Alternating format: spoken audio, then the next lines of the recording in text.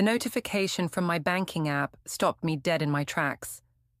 Standing in the middle of my office, coffee growing cold in my hand, I stared at my phone in disbelief.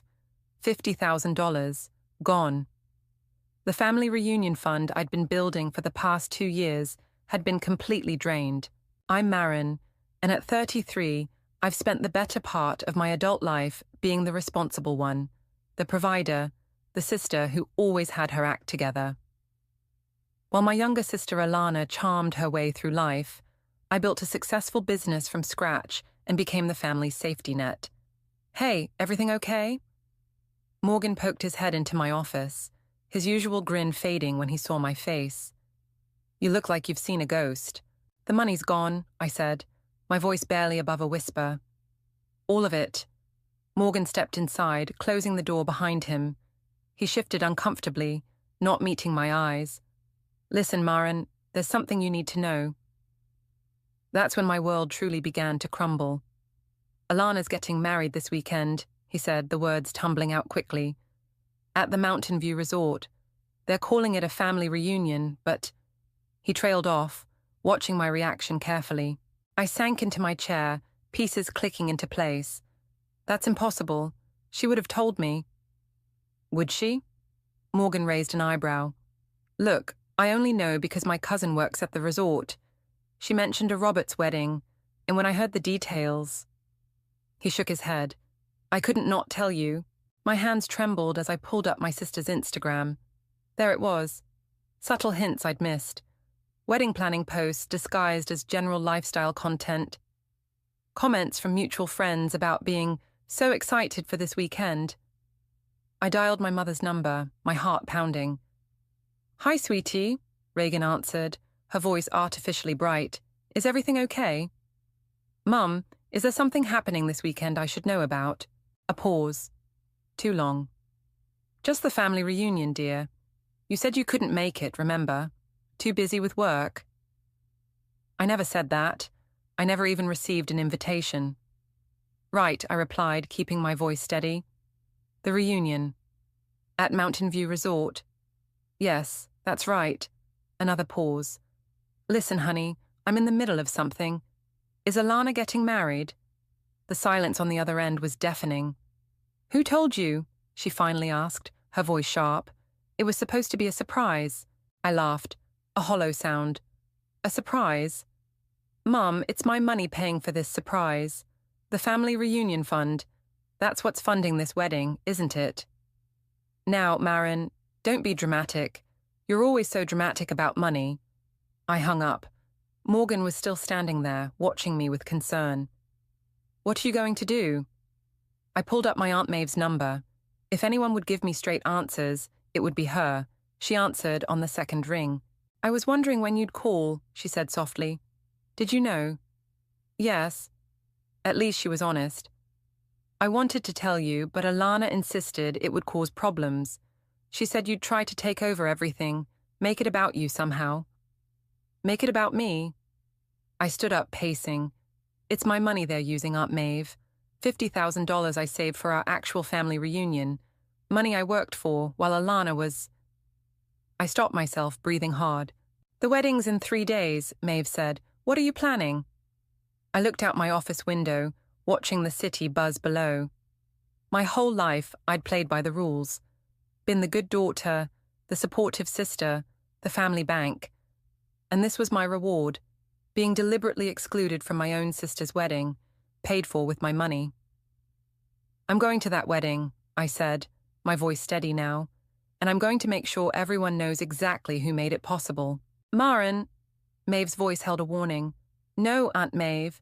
It's time they learned actions have consequences." I ended the call and turned to Morgan.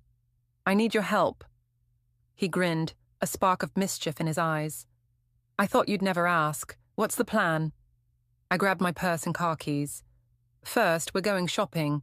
I need the perfect outfit for a wedding I wasn't invited to." As we left the office, my phone buzzed with a text from Alana. "Mum said you know. Please don't ruin this for me. For once, can't you just let me have something?" I smiled, slipping the phone back into my pocket without responding. "Oh, sister dear, you have no idea what's coming. Mountain View Resort lived up to its name, with floor-to-ceiling windows showcasing the majestic peaks beyond. I adjusted my emerald green dress, carefully chosen to complement but not match Alana's wedding colors, and strode through the lobby like I belonged there. Name? A perky coordinator held a tablet, scanning the guest list.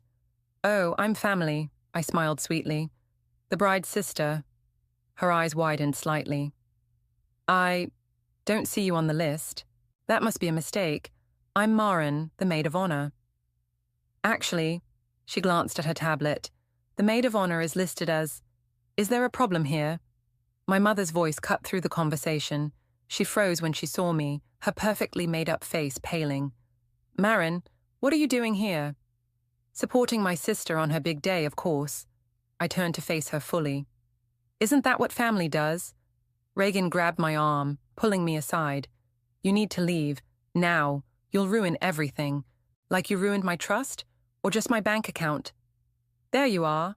Alana's voice rang out across the lobby. She was already in her wedding dress, looking like a princess in white lace. Her smile faltered when she saw me. Maren, you came. Wouldn't miss it for the world, sis. I broke free from my mother's grip. Beautiful dress. I wonder how much of my money paid for it. Alana's face flushed. Can we talk privately? She led me to a small preparation room, closing the door behind us. The moment we were alone, her sweet facade crumbled. You're trying to ruin this for me, aren't you? She hissed. Just like you try to ruin everything. Ruin things? By what? Paying for them. You always do this. She paced the room, her dress swishing.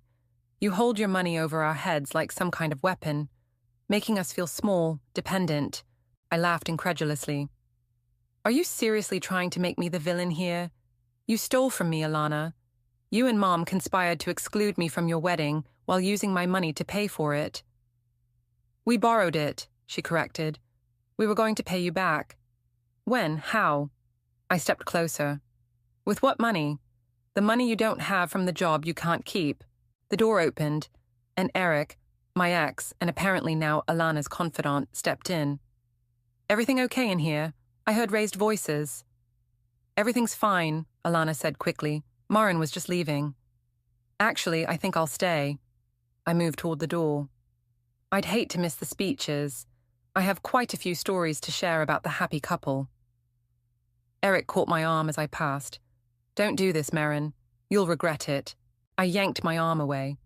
Like I regret dating you, or like I regret trusting my family. As I left the room, I overheard Alana whisper to Eric. She can't know about the other thing. Promise me you won't tell her about Dad's involvement. I paused mid-step. Dad? Our father had passed away 5 years ago. What involvement could he possibly have? Moving through the gathering crowd, I spotted Morgan by the bar. He'd cleaned up nicely in a charcoal suit, and the look he gave me said he had news. You won't believe what I just heard, he muttered, sliding me a glass of champagne. Your sister's fiancé, Caden. He thinks your parents are paying for everything.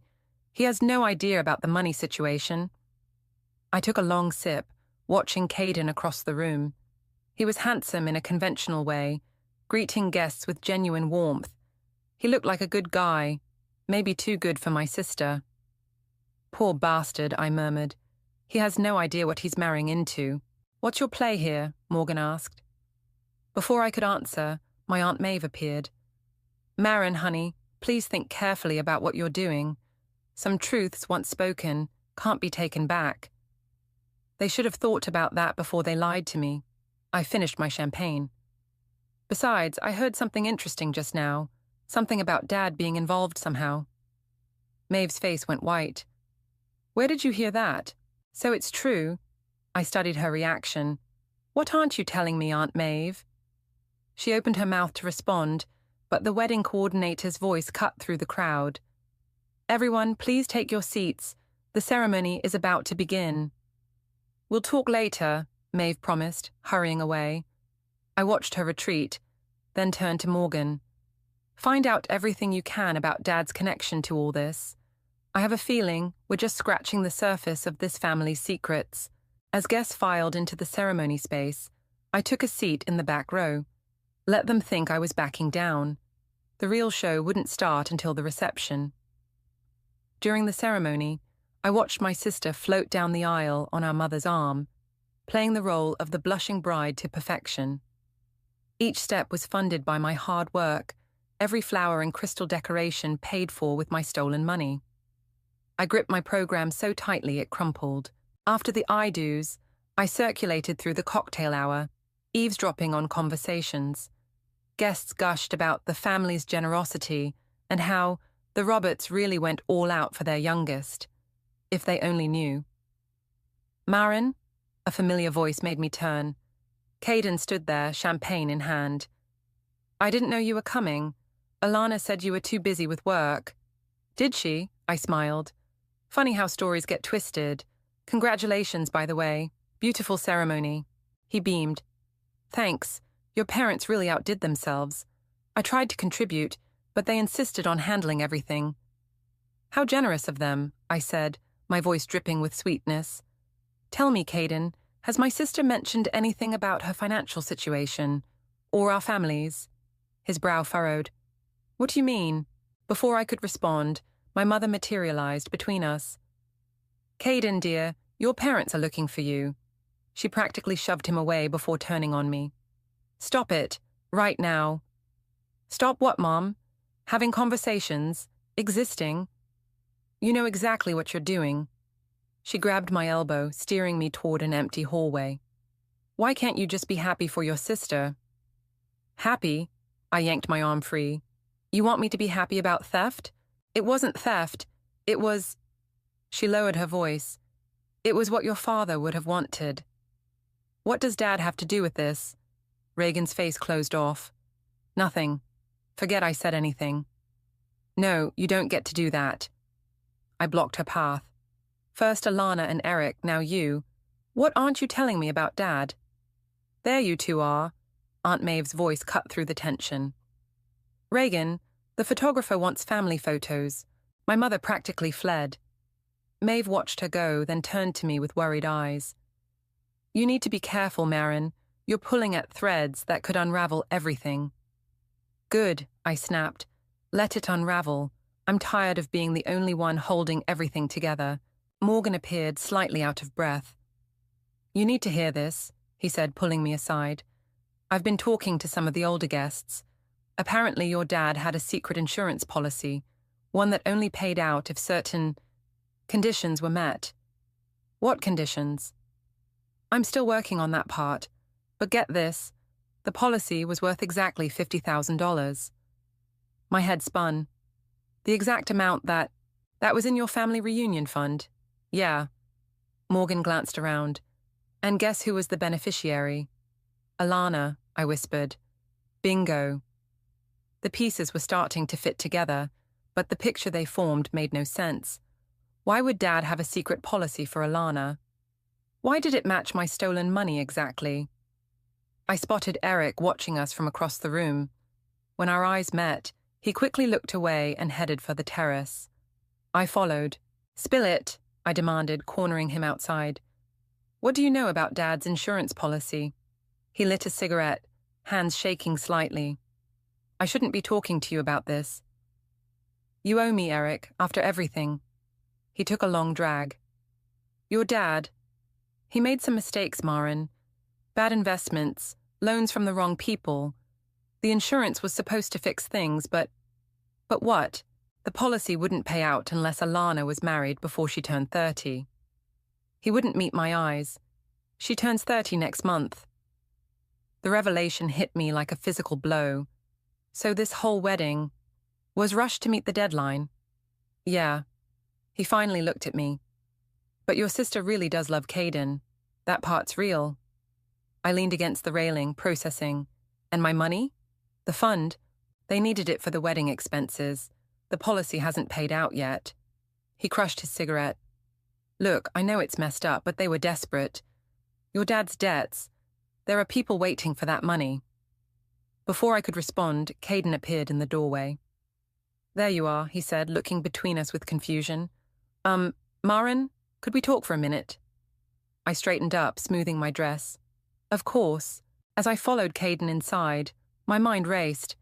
This wasn't just about a stolen fund anymore. This was about Dad's secrets, Mum's lies, and Alana's desperate race against time. The question was, what would hurt more, keeping these secrets or exposing them?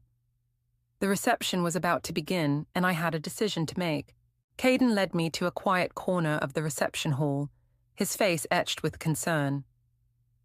I just had an interesting conversation with one of the vendors, he said. They mentioned something about payment issues and a family reunion fund. Before I could respond, Morgan appeared at my side, tablet in hand. Sorry to interrupt, he said smoothly, but Marin, you need to see this. On the screen was a scan of an old insurance document. Dad's signature was clearly visible at the bottom, along with a handwritten note. For my little princess, when she needs it most. Where did you get this? I asked. Your Aunt Maeve, Morgan replied. She's been keeping it safe, waiting for the right moment.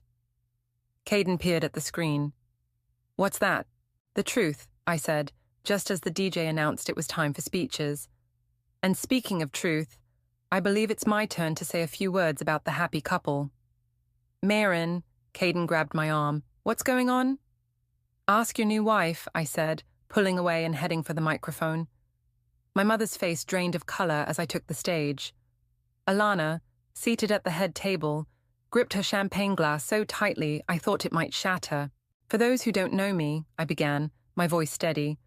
I'm Marin, the bride's sister, the uninvited sister, actually. Murmurs rippled through the crowd, but that's okay because I'm still here, just like my money is here, funding this entire celebration. Marin, don't. Alana stood up, but I continued. You see, this beautiful wedding was paid for with $50,000 from my family reunion fund. Money I saved, money that was taken without my knowledge or permission. I held up Morgan's tablet.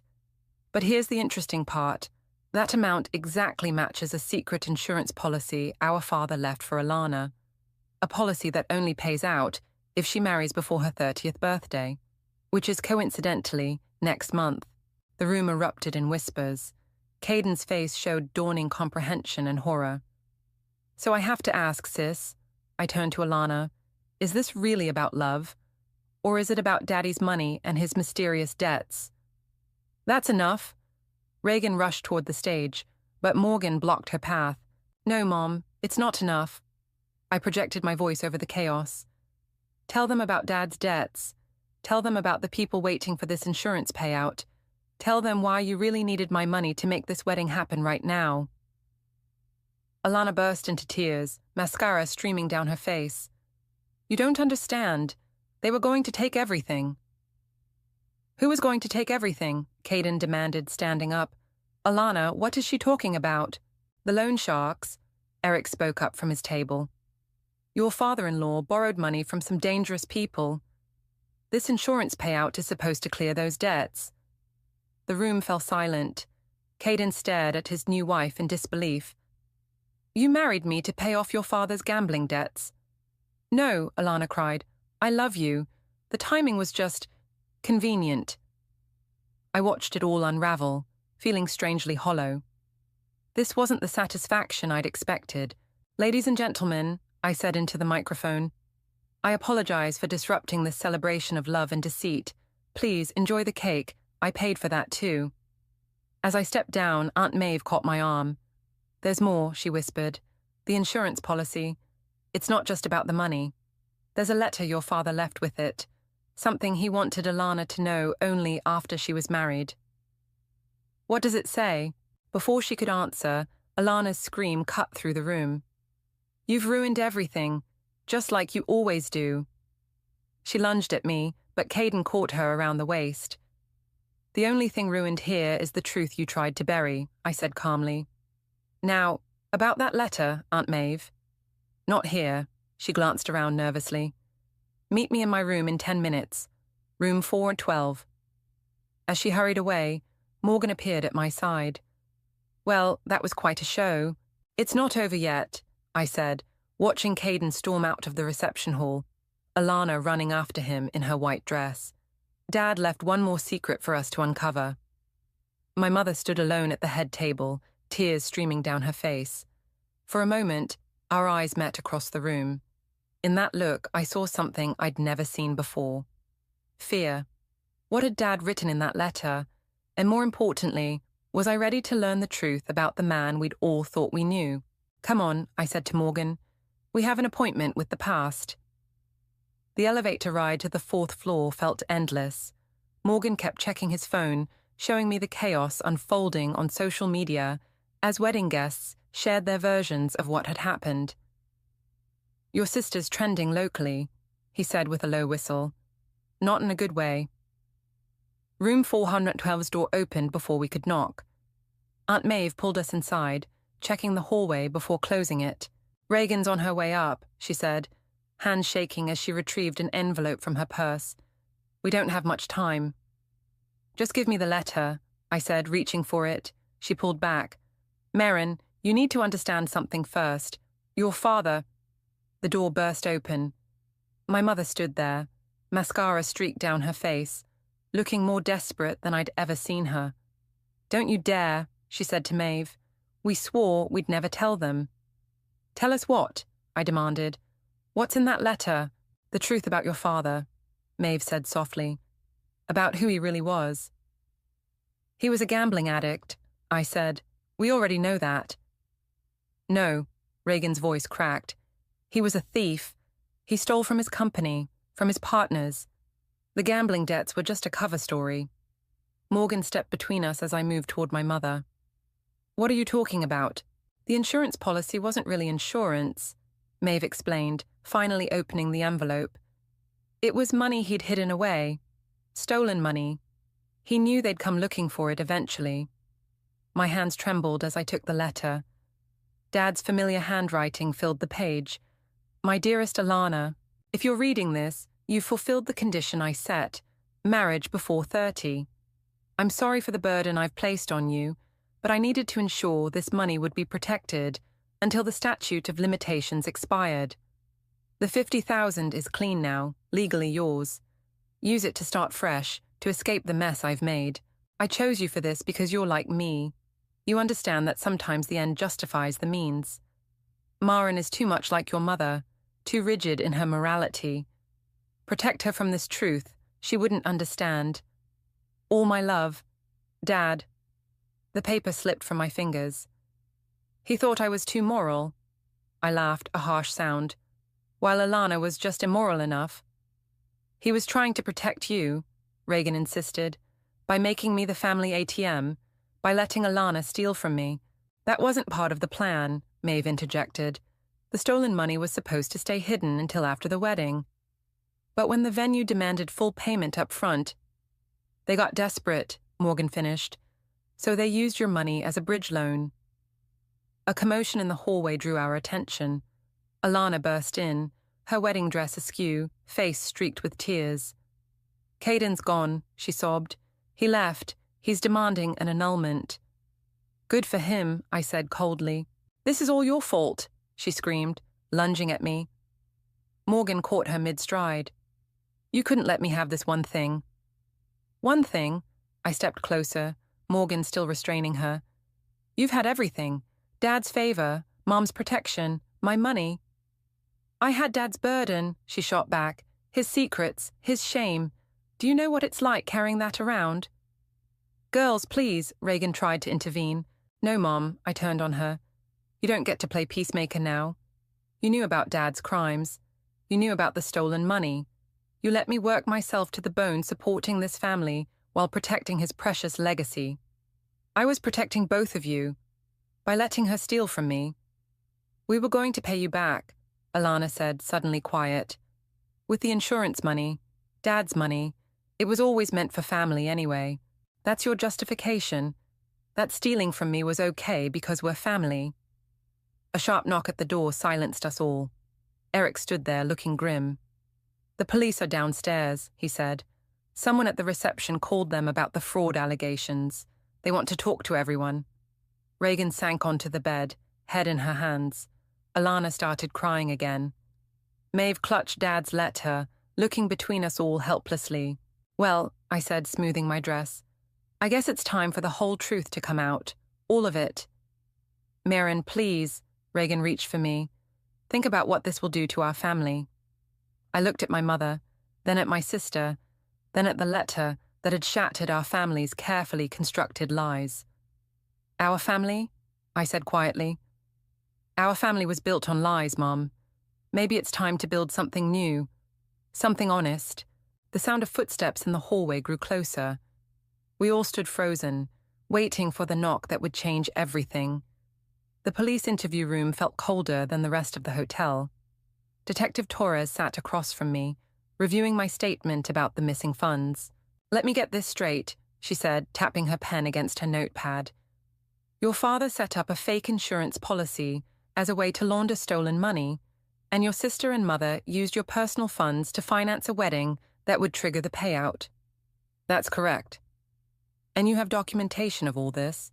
Morgan, who'd insisted on staying with me as a witness, pulled out his tablet. "Everything's here. Bank statements, the original insurance document, and Mr. Roberts' letter explaining the scheme." The detective reviewed the evidence, her expression growing grimmer. "This goes beyond simple family fraud. We're looking at potential money laundering, corporate theft, and conspiracy." Through the interview room's window, I could see Alana in the next room, still in her wedding dress, sobbing as she gave her statement. Mom sat in the lobby, looking shell-shocked as officers took statements from wedding guests. "What happens now?" I asked. "That depends." Detective Torres leaned forward. "Are you pressing charges?" The question hung in the air. Before I could answer, Caden appeared at the door with another officer. "Sorry to interrupt," he said, looking exhausted, "but I think you need to hear this." He sat down next to me. "Alana just told me everything, not just about the wedding and the money, but about what happened 3 years ago with your father's company." Detective Torres raised an eyebrow. "Go on." "The company didn't just go bankrupt," Caden explained. "Your father orchestrated a massive embezzlement scheme, multiple shell companies, fake invoices, the works. The 50,000 was just a small part of it." "How do you know all this?" I asked. "Because I'm a forensic accountant," he replied. "That's how Alana and I met. I was actually investigating companies connected to your father's case. He paused. She got close to me deliberately, hoping to throw me off the trail. The revelation hit me like a punch to the gut. "So your whole relationship was a lie?" "Not entirely," he said softly, "but enough of it was." Detective Torres was scribbling rapidly. "Mr. Rivera, we'll need your official statement." A commotion outside drew our attention. Aunt Maeve was arguing with an officer, waving what looked like another envelope. "Let her in," I said quickly. Maeve rushed in, out of breath. "There's more," she said, handing me the envelope. "Your father left this with his lawyer, to be delivered if certain events occurred. It arrived at my house yesterday." Inside was a USB drive and another letter. This one was different. It was a confession, detailed and damning, naming names and listing accounts. "He knew he was dying," Maeve explained. "The cancer diagnosis came right after the investigation started. This was his insurance policy, not the money, but the truth. He wanted to protect his partners in crime unless they turned on his family." Detective Torres took the USB drive. This could break open several cold cases. My phone buzzed, a text from Morgan, who'd stepped out earlier. "Turn on the news, now." Someone found a remote and switched on the room's small TV. The local news was showing live footage of police raids at multiple locations. The headline scrolled, "Major financial fraud ring exposed, multiple arrests in progress." "Those are Dad's old business partners," I whispered, recognizing some of the names. "They've been watching them for years," Caden explained, "just waiting for evidence like this." Another officer appeared at the door. "Detective, we need you. Mrs. Roberts is asking to make a full confession." I stood up. "I want to hear this." In the lobby, my mother sat straight-backed, composed despite her smeared makeup. When she saw me, something in her broke. "I'm sorry," she said, voice cracking. I thought I was protecting our family's reputation. Your father, he convinced me it was for the best, that the truth would destroy us all. The lies destroyed us, Mom. The truth might save us. Alana appeared, escorted by officers, her once perfect wedding dress now wrinkled and tear-stained. They're saying I could face charges, she said, looking terrified. Maren, please. I turned to Detective Torres. If I don't press charges for the stolen funds, what happens? They'll still face consequences for their roles in the larger scheme, she said, but their cooperation could help their cases. I looked at my family. My mother's desperate face, my sister's ruined wedding dress, my aunt's tired eyes. Then I looked at Morgan, who'd stood by me through everything, and Caden, who'd chosen truth over love. I won't press charges, I said finally. But I want the whole truth to come out, all of it. Detective Torres nodded. We'll need you all downtown for formal statements. As officers began organizing transport, I caught a glimpse of my reflection in the lobby's mirrors. I looked different somehow, stronger, clearer, free of the weight of family secrets. The truth had shattered us, but maybe, just maybe, it could also set us free. The next 48 hours passed in a blur of police statements, news reports, and endless cups of precinct coffee. I sat in the waiting area while my mother and sister were processed, Morgan steadfast beside me. Ms. Roberts? A legal aide approached with a stack of papers. We've frozen the accounts connected to the insurance policy, but we've managed to recover your personal funds. You'll just need to sign here. As I signed, the TV overhead blared another update. Breaking news. Corporate fraud investigation expands. 3 more executives arrested. Turn that off, Aunt Maeve called from across the room. She looked exhausted, having spent hours helping investigators piece together Dad's paper trail. The doors opened, and Alana emerged, escorted by her lawyer. Her designer wedding dress had been replaced by borrowed clothes that hung loose on her frame. Our eyes met, and for the first time in years, I saw my sister without her masks. Can we talk? She asked quietly. Morgan squeezed my hand and stepped away, giving us space. I don't even know where to start, Alana said, sinking into a chair beside me. I've been lying for so long, I'm not sure I remember how to tell the truth. Try starting with why, I said. Why did you let Dad pull you into this? She twisted her hands in her lap. He made me feel special, like I was the only one who could help him. You were always so perfect, successful, independent. I was just the pretty one, the charming one. But Dad made me feel smart, trusted, important. By making you his accomplice? By making me his confidant. Her voice cracked. When he got sick, he said I was the only one who could protect the family. That you were too honest, too ethical to do what needed to be done. And look how well that turned out. I know. She wiped her eyes. The worst part is, I really did love Caden. Still do. But I ruined it, just like I ruin everything. Before I could respond, our mother appeared, looking smaller than I'd ever seen her. Her lawyer was explaining something about cooperation agreements and reduced charges, but she wasn't listening.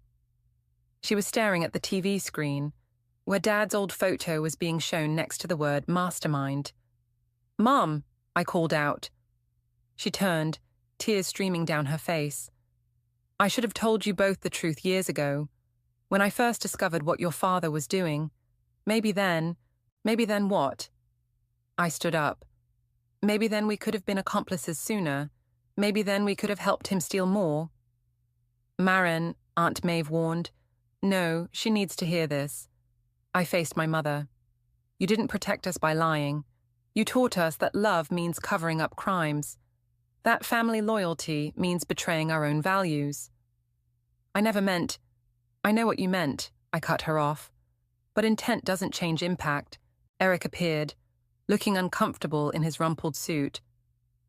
They want to talk to me again about the offshore accounts. But first, he pulled out his phone. Caden asked me to give you this message, Alana. She grabbed the phone, reading quickly. Her face crumpled. The annulment papers are ready, she whispered. He's not pressing charges, but he never wants to see me again. Morgan returned with fresh coffee. The press is outside. They're calling it the Wedding Gate scandal. Local news is having a field day. Let them, I said. No more hiding, no more secrets. Detective Torres approached our group. We're ready for the final statements. After that, you're free to go. Mrs. Roberts, Ms. Roberts, she nodded to my mother and sister.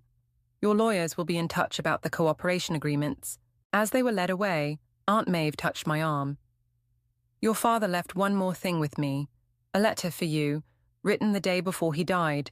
I didn't give it to you earlier because, well, I wasn't sure if you'd want it. She held out an envelope, worn at the edges like she'd carried it for a long time. My name was written in Dad's familiar scrawl. Do you want to read it? Morgan asked gently. I stared at the envelope, feeling the weight of all the lies it might contain. Then I walked to the nearest trash can and dropped it in. No, I said. I'm done letting his words control this family. Aunt Maeve smiled sadly. You really are nothing like him. Thank God for that. I turned to Morgan. Let's get out of here. I need air. As we walked toward the exit, past the gathering reporters and flashing cameras, I heard Alana call out, Marin, wait! She ran up, looking desperate. What happens now? To us? To the family? I looked at my sister, really looked at her, and saw not the glamorous bride or the skilled manipulator, but a scared woman finally facing reality. Now, I said, now we learn how to be honest. With ourselves and each other. It won't be easy, but it's the only way forward. The precinct doors opened, and the camera flashes hit us like lightning. It was time to face the world and the truth together.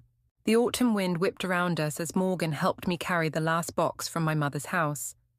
The for sale sign in the front yard swayed, its sold sticker bright against the fading light. That's the last of it, I said, closing the moving truck's door. Everything else goes to auction next week. My phone buzzed, a text from Alana. Just finished my community service shift. Can we talk? Go, Morgan said, noting my hesitation. I'll handle the truck. This is important. I found Alana at the small coffee shop where she now worked part-time. Her designer clothes were gone, replaced by simple jeans and a sweater. The court-mandated ankle monitor peeked out below her hem. Thanks for coming, she said, sliding me a cup. I wanted you to know first. I got accepted into the accounting program, starting next semester. Really? That's unexpected. She smiled weakly. Turns out I'm good with numbers. Just need to use that power for good instead of evil this time. How's Mom handling the house sale? Better than expected. The money will help pay the restitution. She paused. Have you visited her yet? I shook my head. Mum's 6-month sentence had started last week. Not ready. She asks about you, says she's finally seeing a therapist in there, dealing with everything Dad put us through. The bell above the door chimed, and Aunt Maeve walked in, carrying a familiar-looking box. Found this while helping with the house, she said, setting it down. Thought you both should see it. Inside were photos, hundreds of them. Our family through the years, before the lies, before Dad's schemes. Birthday parties, school plays, family vacations. Look at this one. Alana picked up a photo of us as kids, covered in mud from a rainstorm. Remember how mad Mom got about the carpet? Remember how Dad convinced her it was good luck to have muddy children? I found myself smiling despite everything. He wasn't always bad, Maeve said softly. The man in these photos, that was real too. The good doesn't erase the bad, I said, but my voice had lost its edge. No, Alana agreed, but maybe understanding both helps us heal. My phone buzzed again. Detective Torres. Final paperwork ready. Your testimony helped secure 3 more convictions. Thank you. The detective says they've recovered most of Dad's hidden assets. I told them. They're setting up a victim restitution fund. I heard, Alana nodded. Caden's firm is handling the disbursement. She swallowed hard. He still won't talk to me, but at least he's helping make things right. The coffee shop door opened again, and Morgan entered with Eric. They'd been working together, helping investigators track down the last of Dad's accomplices. Just got word, Eric announced. They found the last offshore account. It's over. Is it? I looked at the photos spread across the table. Sometimes I feel like we'll be dealing with Dad's legacy forever. Not his legacy, Maeve corrected. Your legacy, all of yours. Look what you've done. Helped expose corruption, made amends, started healing. That's the new family legacy. Alana reached across the table, tentatively taking my hand. I know I don't deserve forgiveness yet, but I'm trying to earn it, to be someone you can trust again. I squeezed her hand, surprising myself. Trust takes time, but trying counts for something. Morgan sat beside me, examining a photo. You know, despite everything, you two still look alike when you smile. God help me, I laughed, and after a moment Alana joined in. It felt rusty, unfamiliar, but real. The auction company needs the photos catalogued, Maeve said. Which ones do you want to keep? I looked at the scattered memories, the truth and lies, joy and pain, all mixed together like the mud on our childhood clothes. Let's sort through them together, I said. Keep the real moments, let go of the staged ones. Like a family? Alana asked quietly. Like people learning to be a family, I corrected. Honestly this time. Outside, the autumn wind continued to blow, scattering leaves across the sidewalk. Inside, surrounded by coffee and memories, we began the slow work of rebuilding. Not what was lost, but something new, something true. Hey, Morgan nudged me, pointing to a photo of me and Alana at her high school graduation. You're both laughing in this one, real or staged. I studied our younger faces, remembering that day. Real, I said finally. Some things even Dad couldn't fake. Alana smiled, and for the first time since the wedding, I saw my sister instead of our father's daughter. We had a long way to go, but at least now we were walking in the light.